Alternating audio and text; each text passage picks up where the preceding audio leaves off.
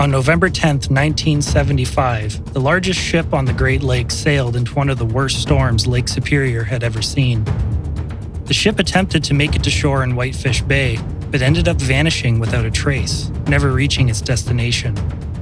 The SS Edmund Fitzgerald, considered the pride of the American inland shipping, was lost along with 29 crew members. At the time, nobody knew what happened to the ship as it had simply disappeared. It was eventually found a few days later at the bottom of Lake Superior, split into two parts. What happened to the ship, and why did it sink the night of November 10th? To understand this event and the tragic loss of life, we must first look at the life of the ship, its final voyage, and the fury of the storm that claimed her. Welcome to the Strange and Undecided podcast.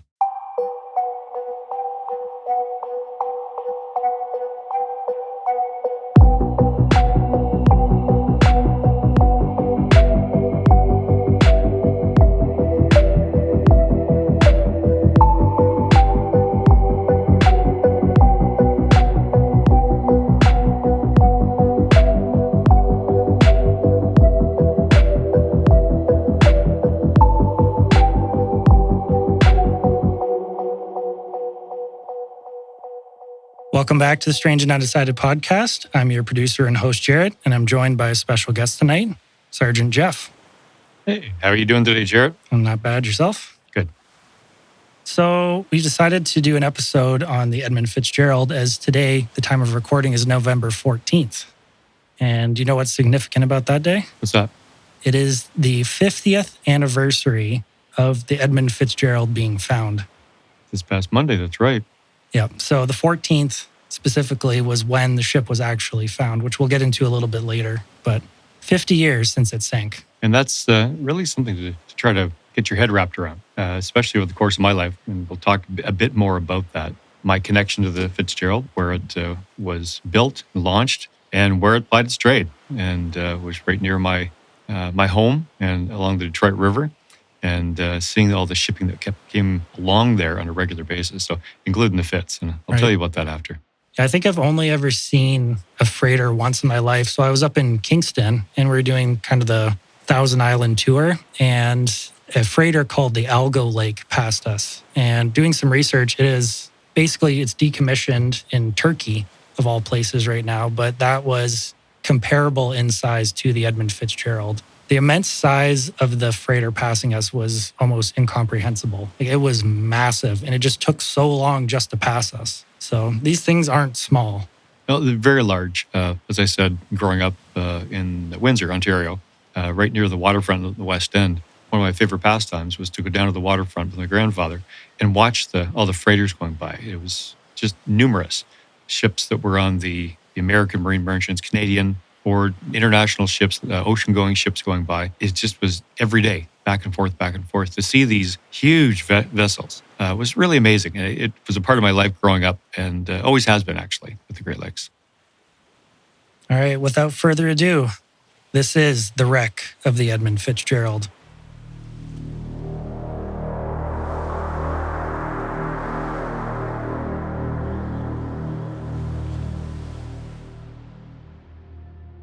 Lake Superior is the largest of the 5 Great Lakes in North America and is also the largest freshwater lake in the world by surface area, covering about 82,100 square kilometers or 31,700 square miles. The lake borders Minnesota, Wisconsin, and Michigan, as well as the Canadian province of Ontario. Known best for its cold, clear waters and the scenic shoreline cliffs, forests, and rocky beaches, Lake Superior holds roughly 10% of the world's surface freshwater. Superior is also the deepest of the Great Lakes, with a maximum depth of 406 meters or 1,333 feet. The depth and size of the lake contribute to unpredictable and unique weather patterns, often producing dense fog and powerful storms, which is where the Edmund Fitzgerald comes in. The storm that it faced was immense and devastating, but was that the only reason the ship sank? The SS Edmund Fitzgerald was a freighter on the Great Lakes in North America that was constructed in 1957 and, when finished being built, launched on June 7th of 1958 at the Great Lakes Engineering Works in River Rouge, Michigan. Commissioned by the Northwestern Mutual Life Insurance Company and operated by Columbia Transportation, which is a subsidiary of the Ogilvy Norton Company. The name of the ship came from the company's chairman of the board, Edmund Fitzgerald. The vessel's design was considered state-of-the-art, a massive steel hull, powerful engines, and a sleek profile. She was christened by Fitzgerald's wife, Elizabeth, before a crowd of thousands. The event was a celebration of industrial strength and American progress, yet misfortune would strike the ship early, as the champagne bottle initially failed to break against the bow and took Elizabeth 3 times to break it. An old sailor's superstition foretelling bad luck.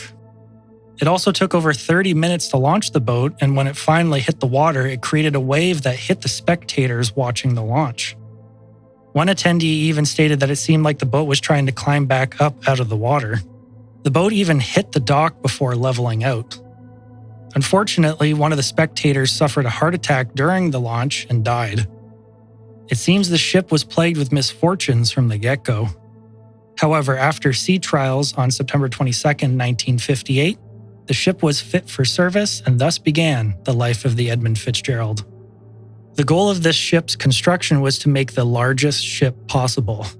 At the time of her launch, the Fitzgerald was the largest ship on the Great Lakes, measuring a staggering 729 feet long, 75 feet wide, and 39 feet high.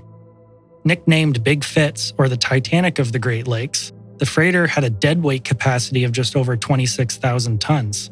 Deadweight capacity, for those of you who don't know, means that the total weight the ship can safely carry, including cargo, fuel, and crew.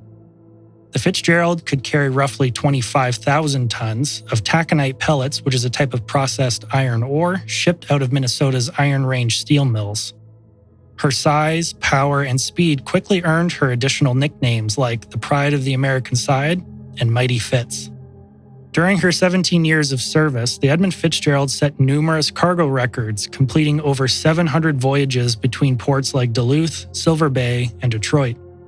She had a reputation for being a strong and reliable vessel, crewed by experienced sailors. For the first 11 years, the Edmund Fitzgerald sailed without incident, but that changed on September 6, 1969. The ship ran aground near the Soo Locks in Sault Ste. Marie, causing internal and external damage to the ship. The next incident occurred on April 30th, 1970, when the Fitzgerald collided with the SS Hochelaga. More kept happening, though. On September 4th, 1970, more damage occurred to the ship after colliding with a lock wall. This was repeated once again in 1973 and in 1974. Also in 1974, in January, the ship lost her bow anchor near Belle Isle in the Detroit River. Interestingly, the anchor was recovered and can be seen now in the Dawson Great Lakes Museum on Belle Isle in Detroit. However, the following year, in 1975, the worst incident of all would happen. On the afternoon of November 9th, 1975, the Edmund Fitzgerald, commanded by Captain Ernest M. McSorley, departed from Superior, Wisconsin, loaded with over 26,000 tons of taconite pellets, bound for Zug Island near Detroit, Michigan. Accompanying her for much of the trip on a parallel course was another vessel, the SS Arthur M. Anderson, commanded by Captain Jesse B. Cooper. Captain McSorley was a well-respected veteran of the lakes with 40 years of experience. He was most well known for his calm demeanor and professionalism. The trip was set to be his final voyage before he retired. The forecast that day called for gale force winds, but such storms were not uncommon for November on Lake Superior. The journey was already set to be more difficult as the Fitzgerald was loaded down more than it should have been. The additional weight pushed the ship lower into the water than was considered safe. So on the sides of ships like this, there are waterline markers and... Shows the draft of the ship, how deep it goes in the water. Yeah, exactly. So 4 feet above the maximum water, where the waterline should be, was where the waterline was sitting on the Edmund Fitzgerald. So it was already overloaded and it was pushed 4 feet further down into the water. Other captains of similar vessels commented that when your boat is weighed down this much, it handles much differently and is more difficult to control. Perhaps a contributing factor to what happens later. At the start of the journey, weather conditions on Lake Superior were typical for November, as I stated before: cold, windy, and prone to storms. It was often referred to as the Witch of November by sailors for how violent the storms could be. The National Weather Service, or NWS, issued warnings of a developing low-pressure system that could bring a storm with gale-force winds, but would pass just south of Lake Superior at around 7 a.m. the next day. After both ships departed, the NWS changed their original forecast to now issuing gale warnings for Lake Superior itself, predicting harsh, sustained winds ranging from 65 to 93 kilometers per hour, as well as the potential for waves to reach 12 to 16 feet. As night fell, the barometric pressure plummeted, signaling the arrival of a powerful storm sweeping across the lake. The witch had arrived.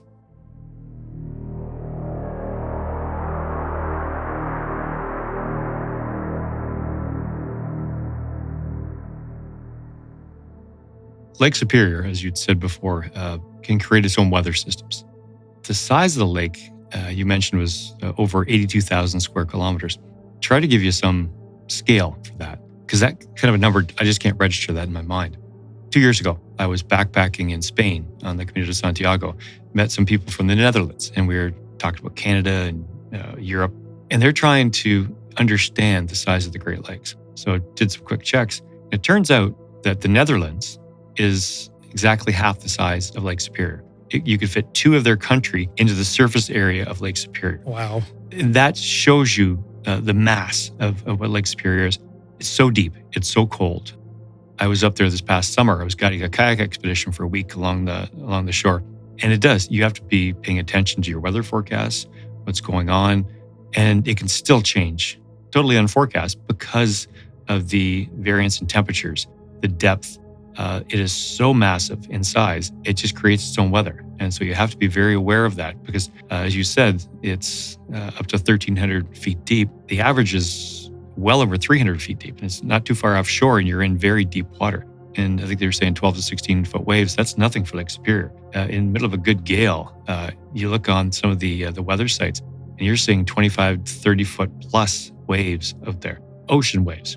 Because it's so deep, they're not close together like a regular lake wave. They're big, long swell, just like an inland. They call them inland seas for a reason. And that's what Superior is. It really is a different place. I've been on all the Great Lakes, and when I got up to Lake Superior this past summer, there's just something very different about it. The feel, the topography, the geography around the lake itself. There's just an entirely different vibe to the water. At 1 a.m. on November 10th, the storm met the Fitzgerald and the Anderson. The storm had intensified beyond what the forecast originally had predicted. Winds reached an average speed of over 90 kilometers per hour, with wind gusts reaching almost 130. The waves on Lake Superior built up to heights of 25 feet, with occasional rogue waves reaching a reported height of 35 feet. The Edmund Fitzgerald and the Arthur Anderson also maintained radio contact throughout their voyage, exchanging updates on weather, positions, and navigational hazards. At 2 a.m., the Fitzgerald and the Anderson altered their course to shelter themselves from the storm by traveling along the Canadian shore. This was a typical strategy in the past that helped ships avoid the brunt of storms, and it had worked, until now. The weather shifted direction, and while the Fitzgerald thought it was going around, in fact, it was heading right into the heart of the storm. Sometime around 3 a.m., the Fitzgerald overtook the Anderson. Until then, the Fitzgerald was following the Anderson, but the mighty Fitz was faster, and by 2:45 p.m., the Anderson lost sight of the Fitzgerald as it was 24 kilometers ahead. Around 3:30 p.m., Captain McSorley radioed the Anderson and reported that the ship was experiencing mechanical and structural problems. He reported that the ship had sustained damage and was taking on water, lost a fence railing, and had developed a list due to the drainage pumps not working properly. So a list is like a tilt to one side caused by uneven weight distribution inside the base of the ship itself. In this case, water had leaked in and was causing that list. McSorley slowed the ship down to try and regain some control and allow the Anderson the opportunity to catch up and close the distance between them. Around 4 p.m., the Fitzgerald reported that both of their radars failed and they were effectively blind. The Fitzgerald relied entirely on the Anderson for position updates. McSorley's radio message was calm, but the situation was only getting worse. In Captain McSorley's own words over a radio transmission, quote, "I have a bad list. I have lost both radars and am taking on heavy seas over the deck in one of the worst seas I have ever been in," end quote. The snow squalls also created near zero visibility. However, the Anderson's crew reported seeing massive waves crashing over the freighter's deck. By evening, both vessels struggled to maintain control amid shifting winds and heavy seas. The Fitzgerald was being picked up on the Anderson's radar but would disappear and reappear as the waves were high enough to block the signal of the radar. The Anderson was hit by one wave, which covered the ship from stern to bow, and was hit by another instantly afterwards. After regaining control, the Anderson watched as the two massive waves traveled towards the Fitzgerald's position, 25 kilometers ahead. At approximately 7:10 p.m., the Anderson radioed the Fitzgerald for an update. McSorley radioed back the Anderson one last time. "We are holding our own."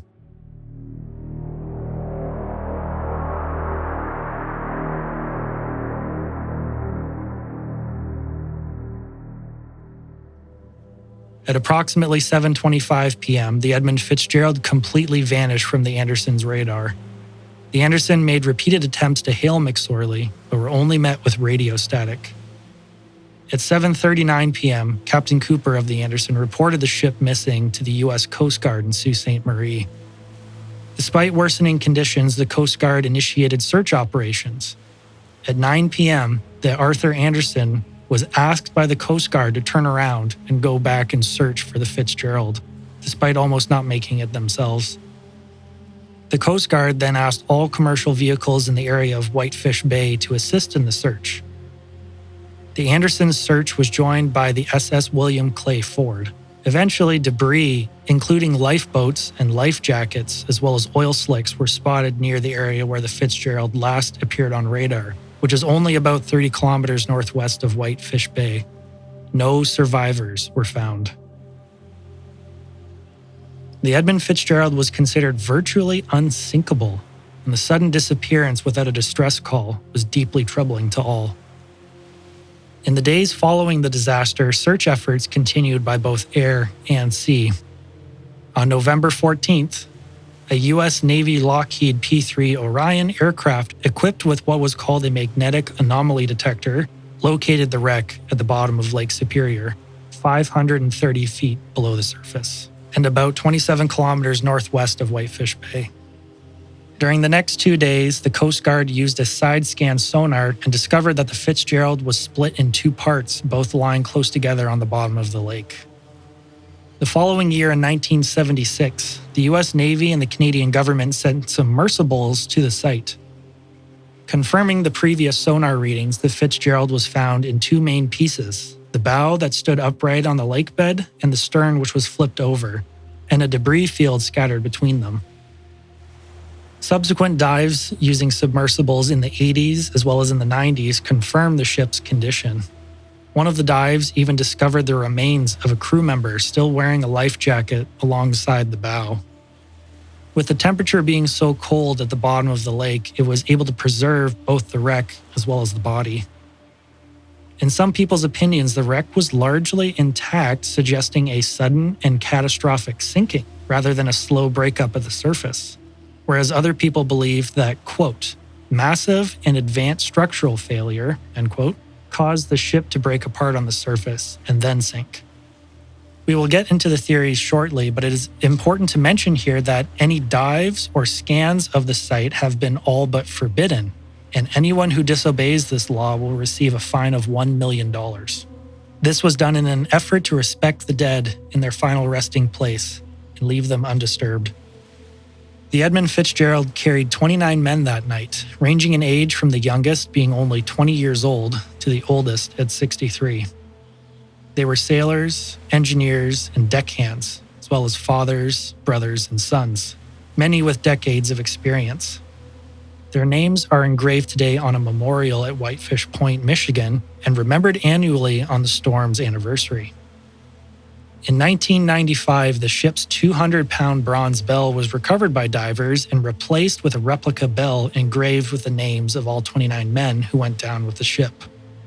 The original bell now resides in the Great Lakes Shipwreck Museum at Whitefish Point, where it is rung every November 10th, 29 times for each crew member.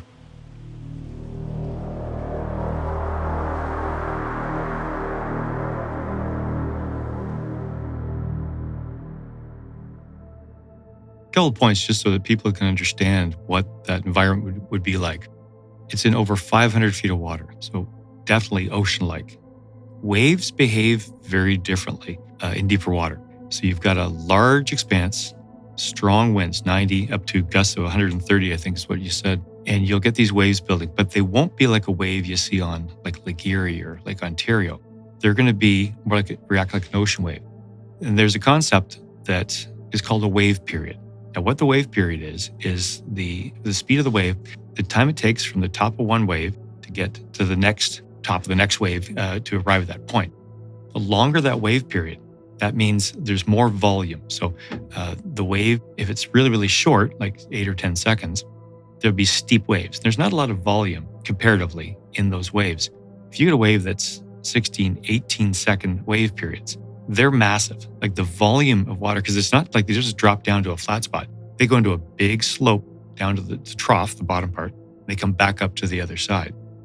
If you look at that, that's a huge amount of water. Now, a ship like the Fitzgerald floats, obviously. When it's hit by some of these waves, you said at 35 feet, or it came over the back of the Anderson and went the entire length of the ship. So you're talking a wave that's well over that. The volume in that wave is enough to buoy that ship up in the air where the entire ship is not in the water. You can have the bow and the stern, and you have 29,000 tons of taconite pellets. The ship was never designed to be supported just in the middle. It's designed to be supported by the entire length of the ship in the water. If you've ever looked, you can see online, some of these big ocean tankers and freighters, and when they're going across these huge waves, if you look from the pilot house down the length of the body of the ship to the bow, you can start to see twisting. And there's really cool videos where inside they can see that the whole hallways are twisting and rotating back and forth. Ships are designed to do that to a certain extent. And that is a little unnerving. When your ship starts to twist, a 700-foot ship is starting to bend and twist, there's only so much that it can take. So the exact cause of the sinking remains a matter of debate among experts, mariners, and investigators. No definitive cause has ever been established, but several theories do exist. The first theory revolves around structural failure. Some believe that the ship suffered a hull breach or fracture caused by the stress of the heavy seas. The Fitzgerald reported that they had taken on water and had a lot of damage, causing a list. Subsequent inspections of sister ships and modern-day analysis revealed structural weaknesses in hatch combings and deck plating. Experts said that a ship of that size would not be made the way it was back then. Certain welds would just rip apart easily and would not be considered safe by today's standards. But would this be enough to sink the biggest, toughest ship on Lake Superior? The Anderson was in the same storm and survived, so what else could have happened? If you look at, you talk about manufacturing quality today as opposed to then, the Arthur and the Anderson back in 1975 had been on the lakes for quite a while. The Anderson is still on the lakes. It just finished about a 5-year refit, and I believe is waiting, might be Toledo. It's on Lake Erie somewhere for sea trials to pass the Coast Guard examinations. It will be back in service. So that's a lifespan of 60 odd years with refits. So they are built very tough. Even back then, they were built very tough. Yeah, no, that shocked me, but it also makes sense compared to like an ocean freighter because the salt causes more corrosion and it doesn't last as long compared to freshwater, which doesn't cause all that stuff. So it definitely can last a lot longer. But it blew my mind that the Anderson effectively made it through the same storm and survived versus the Edmund Fitzgerald, despite the Edmund Fitzgerald being, quote, state of the art. So that also makes me think of there's probably other reasons why it sank or additional reasons. So the next theory or contributing factor could have been a rogue wave. The Anderson was hit by 2 of them and proceeded to watch as those two same waves traveled towards the Fitzgerald. It was believed that these 2 waves are what struck Fitzgerald in rapid succession, pushing her under before she could recover. But why did the Anderson recover and not the Fitzgerald? Was it the extra weight from the iron ore it was carrying, or something else? You have to understand what a rogue wave actually is. It's basically if you have waves of a certain height, suddenly you'll get a wave or a couple of waves that come in that are 20, 30, 40% taller than the surrounding waves. And how they happen is basically, especially in a building situation where you've got the storm coming through, the waves are building. It's not like a storm dissipating and calming down. As they build, the waves build and build and build. Now you have to understand what a wave is. A wave is not moving water. A wave is energy. Okay, the medium is water, and that's I know it sounds a bit convoluted, but the wind coming along puts its energy into the water, and that's an energy wave going through the water itself. And when a rogue wave is formed, it's as the waves are building, one wave catches up to the next wave, and they add their energy and they add the volume of water that they occupy together. So suddenly you've got one or two or even three that are significantly better. So if they're saying 25-foot waves with some up to 35, it's not beyond imagination that these are 50+ foot waves that are the rogues, and which is insane for an inland sea, freshwater lake. So the next theory was that flooding occurred through damaged hatches on top of the ship. So the official U.S. Coast Guard Marine Casualty Report from 1977 concluded that improperly secured cargo hatches on top of the ship allowed water to flood the holds, reducing buoyancy until the ship sank suddenly. This would solely put the blame on the crew. This theory was rejected in the following years as nobody really knew what actually happened. Though advances in technology, computer simulations of the conditions that day were developed and tested. It was determined that the ship's sinking was more likely, quote, due to the collapse of one or more of the hatch covers under the weight of giant boarding seas, end quote. This suggests that the sinking was caused by the ship's cargo hold taking on water through one or more of the hatch covers that were damaged by the impact of heavy seas over the deck. So that was the big thing that was contested initially, was the U.S. Coast Guard was very quick to kind of say, okay, it was the crew's fault. They didn't secure the latches properly, and that's what led to their demise, essentially. And people looking at analysis of everything that they had seen themselves, and after analyzing the shipwreck at the bottom of the lake, they were like, no, that's not what happened. Like, why did you say that? So I can't help but think that that was the quickest, easiest way out. So the families weren't able to sue the company directly. If it was the crew's fault, less blame on the company itself. Because back then, a lot of, from what I read, these companies were more concerned with getting as much across the lake as fast as possible, and they were willing to cut corners and skip safety measures in cases like that. Now, in a case like this, where the storm was this bad, and having such an experienced captain, it would not make sense to me why the captain, knowing this storm was coming, wouldn't have his crew double check all of the clamps and make sure every single one was tightened down, and double check and triple check. And you have to look at how these deck hatches are secured, not by just a single latch or a few of them. There's dozens and dozens around each hatch that are clamped down. They're clamped down and screwed down tight. So missing one or two or 10 is not going to make a difference. It might allow some water to leak in. It's not going to be a catastrophic failure and have that whole deck hatch come off. And there's no way, especially going out into rough water, that if they made a mistake on one or two, it would have no effect whatsoever. They were designed, they were overbuilt. Back then, it was just brute force, and we'll put more clamps on, and they had to be huge long poles to clamp these in place. So that's a theory that really is, anybody who's sailed or has any knowledge of what the Great Lakes are all about would know that's absolutely improbable that would ever happen.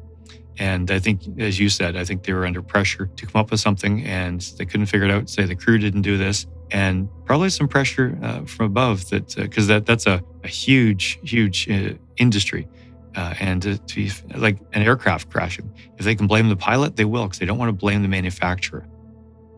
The final theory, which this one I haven't heard as much, but it's very interesting that it hasn't come up more. So that is shoaling. Another theory suggests that the Fitzgerald may have hit 6 Fathom shoal, damaging her hull before the storm finished it off.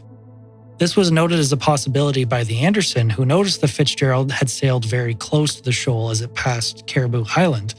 So at this point in time, the Fitzgerald had lost all of its radar capabilities and was relying on the Anderson to see everywhere. So they could have potentially bottomed out their boat on the shoal, causing damage underneath the hull, potentially eventually taking on more water. But following this, Captain McSorley reported that the ship developed a list. This theory suggests that flooding occurred through the bottom of the ship through the ballast tank damage resulting from hitting the shoal versus coming from above, which other theories did suggest. But despite all these theories, none of them have been definitively proven, and we are still left after 50 years with more questions than answers. This year marks the 50th anniversary of the sinking of the Edmund Fitzgerald, November 10th, 2025. At the time we are recording this episode, as I had mentioned earlier, it is November 14th, which marks the 50th anniversary since the ship was discovered in its watery grave. The loss of the ship had a huge impact on Great Lakes maritime safety regulations. Following the investigation, new regulations were introduced through the years as a result. Some of them include mandatory depth finders and positioning systems for ships weighing more than 1,600 tons. Survival suits were required on board these ships in the crew quarters and work areas with strobe lights on suits and life jackets. Improved hatch cover design and inspection standards, real-time weather monitoring and reporting requirements. Ship construction standards were strengthened as well to prevent similar structural failures.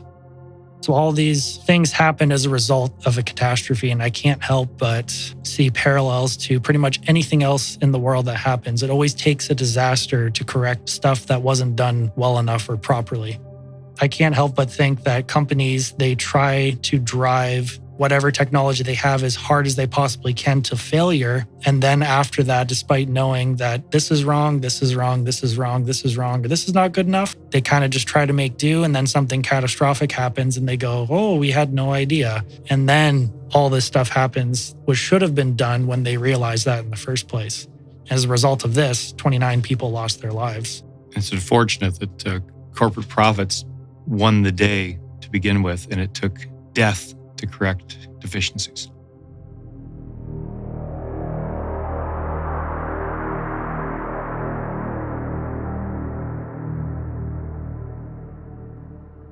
The Edmund Fitzgerald has been memorialized in different ways. One was in the form of a beer from Great Lakes Brewing Company called Edmund Fitzgerald. As the website description says, it is, quote, robust and complex. Our porter is a bittersweet tribute to the legendary freighter's fallen crew. Taken too soon when the gales of November came early. In 2015, the Royal Canadian Mint even commemorated the Edmund Fitzgerald with a $20 pure silver coin with a colored depiction of the ship on it. Possibly the most well-known tribute was from a famous Canadian musician. In 1976, Gordon Lightfoot released The Wreck of the Edmund Fitzgerald, a song that immortalized the ship as well as the crew.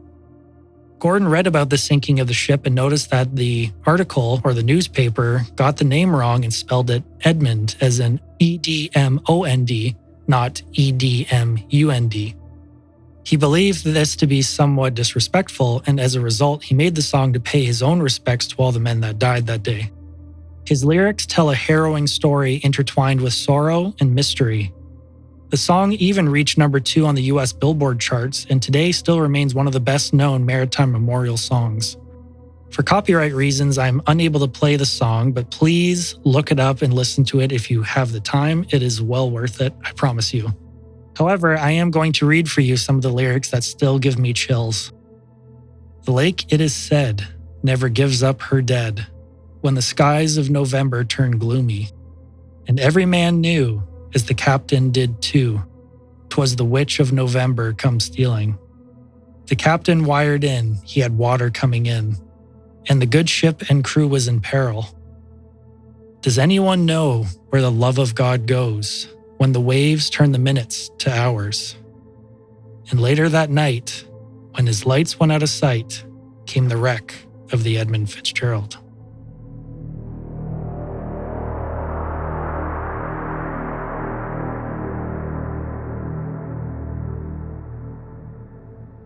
The The Fitzgerald's story continues to captivate the public as it shows the true power of Mother Nature and the dangers of unpredictable inland seas. The wreck remains a powerful symbol of the respect owed to those who work upon the Great Lakes, as well as respect for the lakes themselves. The Edmund Fitzgerald remains more than just a shipwreck. It is a true story of how even the mightiest of ships can be decimated in an instant. It makes you realize that despite all of our technological advances, we are always at the mercy of Mother Nature. 50 years later, the Edmund Fitzgerald's resting place remains undisturbed, preserved in the icy depths of Lake Superior. Each November at Whitefish Point, people gather to pay their respects and remember that while the gales of November will come and go, the men who braved the inland seas and never returned will stay with us forever.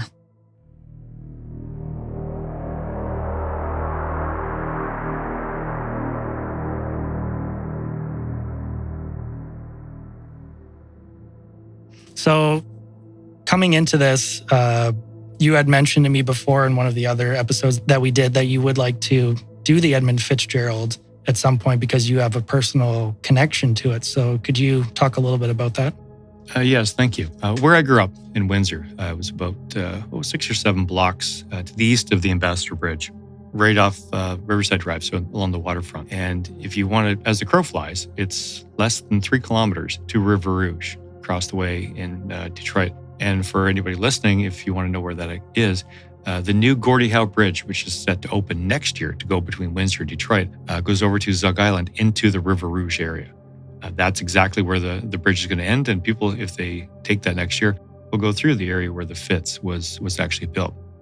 One of my favorite childhood memories is I used to go down to the waterfront with my grandfather. He was always on the lakes and in around the lakes. He loved the Great Lakes. Had been a commercial fisherman when he was younger. And he bought me a book, and the book had a whole listing of all the different flags. Back then, all the ships would carry different flags, which would say where they're going to, what they're doing. They'd use flags in a lot of cases. It's an old way of signaling back and forth. And so one summer, it was July of 1975, I was down there with him, and I had a little logbook, and I'd write them down, and we'd try to find as much as I could about the different ships. Saw this one, and it was massive.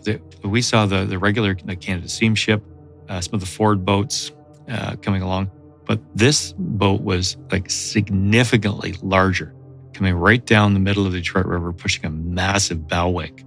And as it came by, I looked on the side of it, and it said Edmund Fitzgerald.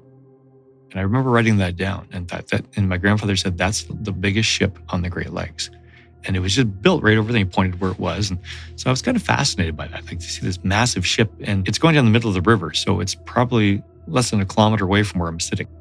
And it's huge, huge. Like you see other boats that are in the river, and they're just like little tiny toys next to this thing. That's how massive it is. And it made me think, I've heard people ask adults talking to people, they said, when you were a kid, what is the first thing you remember as far as a major event, news or whatever the case was? Well, that was this for me. I remember coming home, school, the fall, November of 1975, and I was about 8 years old. And it was the next night, and they had a really strangely drawn picture. It was a sketch, low tech back then. And it was on the Detroit News, and it announced that the Edmund Fitzgerald had been lost, and it was feared sunk up in Lake Superior. And I remember having such an emotional reaction to that because I remembered it. I ran up to my room and I got my little logbook and took it out. And sure enough, there it was from back in July when I was with my grandfather. It logged the Edmund Fitzgerald going through that previous summer. So that's always stayed with me. Big impact as a kid. So when Gordon Lightfoot's song came out, I've always loved that song. And then I guess recently in the last 10 years, the Headstones have done their version, another Canadian band. And they do actually quite a good version of that. So listeners, check that out too. It's really worth listening to. But I've always been fascinated by the different theories. And very quickly, like you said, the Coast Guard theory of the incorrectly or improperly latched deck hatches has been dismissed. Like it's widely considered that's just wrong. They didn't have the information. They put that out there. What actually happened is much more advanced. And there are a number of really good theories. Some are taking shape a little more than others, like that dive detectives you mentioned. That's the most recent.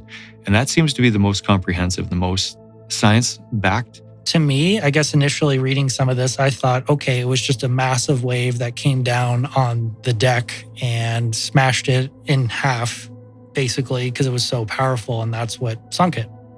But after watching the simulation, that's not what happened. It was these waves that hit in quick succession and went up over from the stern of the ship to the front. But because the ship was already damaged and it was already taking on a lot of water, it didn't have enough time to recover before the second wave hit. And when that hit, it completely pushed it down and snapped it in half under the water, where it then fell on the seabed. And I think, which led into my next point, which is kind of talking about what you personally think happened. But I guess for me in this case, it would be that it split up underwater, hence why it was so close together on the seafloor. If it split up on the surface, I would have expected to see maybe the front half of the ship in one spot and then like hundreds of feet away, maybe the second part, because with the waves being so powerful and pushing all over the place, the likelihood of both those pieces landing close together are very, very low, which makes me think that it split up much lower in the water and then landed next to each other. But what's your opinion on that? From personal experience in kayaking, actually, there is some, parallels that I'll bring to it. And I do a lot of big water kayaking. I've been out in the oceans. I've taught also the Great Lakes and out in the Atlantic coast, Bay of Fundy. And if you're in a longer boat, so this is the Fitzgerald, it's a long boat. Relatively, my kayak will be. If you get hit by a big wave from behind, the first thing that is going to happen is that boat is going to want to broach and the boat's going to want to turn sideways. That's just the way it happens. You have to try to guard against that. And it's going to take a while for a big ship like the Fitz. If it gets hit by a 50-foot wave, for example, it's very easily, this is going to get pushed partially sideways. And now instead of going up and over the waves with the waves, the way the ship was designed, now that ship goes off, say at 30 or 40 degrees off to say the right. And now it's going into a twisting motion where the front of the boat is over the wave and dipping down to the left. The stern of the boat is now dipping down to the right. It's getting like a twist. Like if you ever took a washcloth and tried to wring it out, the ship is never designed to twist like that. But when that cracks open, that means it's fully flooded and the whole boat's going to get pulled down. Most likely, as it's going under, one half, the bow probably, gets weighted down and starts sinking faster. And eventually they both sink, but it goes a little bit faster, pulls off. That's why they're relatively close together, but they're not exactly together. They are a ways away and it goes down that way. And that would really, the extra weight, I think it's a combination of things, it's not one factor. And that's why there's so many conflicting theories. Water coming in, I think the vents seem to be the big part, because where these vents were, they're totally gone, and the metal is ripped away, like twisted, like you'd take out a piece of tinfoil out. And over hours, water getting in, which would explain the list, because if it's coming in one side only, it's going to be on that one side, and the boat would list or tilt to that side where the water's coming in. And now when it goes over this wave, especially if it goes over partially twisted over, and it's going to twist on the longitudinal way, that would create stresses that just would never, a ship design in that era would never be able to stand up to. That's why they didn't get a mayday out. This would twist, crack, and they would just start to go down. Like it would be very, very fast, because now both halves of the ship are exposed to water, sucking in, like within seconds, it's filling in, and that's just not, and that would be very violent too. The crew, the captain would be tossed around, these like rag dolls inside the cockpit, probably knocked out or even killed before they ever sunk. So yeah, I've always had a really strong connection to the Great Lakes in particular. Actually, at one point when I was 20, looking for what I was going to do in life, and I looked at the Merchant Marines and sailing the lakes, because that had been a part of my life since I was a kid. The biggest thing that I didn't mention before is that I don't think it was one single thing. People are trying to find kind of the smoking gun in this case, and I don't think it was. I think it was a combination. It was the fact that the boat was loaded down more than it should have been. Again, it was 4 feet deeper in the water than it should have been. That's already a problem. 2, again, it was a massive storm. The waves coming over the top are going to do even more damage because it's lower in the water, which potentially could have started to contribute to it taking on extra water. But if it didn't, it's still sitting lower in the water, so it could have hit the 6-fathom shoal and causing damage underneath. There's all these factors that contribute to it sinking in the end. If you look at it from like a scientific perspective, you almost have the control group as the Anderson. They survived. The ship wasn't damaged. Everything was still functioning on the ship, and they weren't that far off from the Fitzgerald. So why did the Fitz go down and not the Anderson? You take away the similarities of the two and you're left with the answer. And I agree with you totally. It's a collection of factors. So needless to say, there's just theories at this point. And unfortunately, like I mentioned before, I don't think we'll ever learn what actually happened to the Edmund Fitzgerald. But I think with technology, we can get closer to that answer and kind of speculated about it a little bit more. But at the end of the day, 29 people did lose their lives in one of the greatest maritime tragedies in all of North American history.